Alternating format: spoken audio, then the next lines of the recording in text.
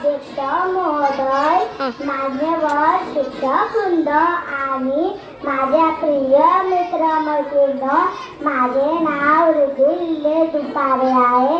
मी इयत्ता 3री मध्ये शिकत आहे. मी सावित्री ज्योतिबा फुले बद्दल 2 शब्द बोलत आहे. चला तर मग सुरुवात करूया. ओळखलं मला? होय, मी सावित्री ज्योतिबा फुले बोलते. एरवी बोललेही नसते, पण तुम्ही माझ्या विचारांचे गोटूम प्रेम केले.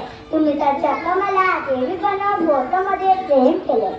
जमेल तेव्हा जमेल तसं माझं तरुणीला कौतुकी करता, पण दुःख याचे की तुम्ही मला गृहीत धरता.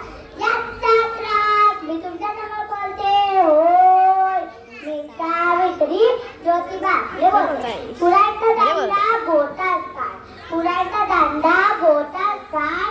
वा वा सगळ्या गोष्टी डोक्यावरून नेल्या. जेव्हा माझा वाटा दांडतात, जेव्हा माझा वाटा दांडतात, तोच बैमान झाला असं मला कुठे माहित. मला कुठे पुढचे दिसले होते.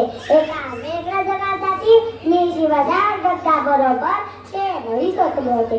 तुमच्या शब्दात सांगायची तर रात्रंदिवस घातले होते. आज मी कसले गाव जेलते. होय, मी सावित्री ज्योतिबा फुले बोलते. आम्ही मुलांनी शाळा काढली. ती तुझी उपकारी भाषा नाही.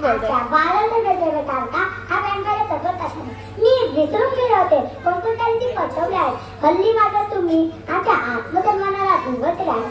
म्हणूनच तुमच्या या बहऱ्या खाली गाऱ्यानं घालते. होय, मी सावित्री ज्योतिबा फुले बोलते.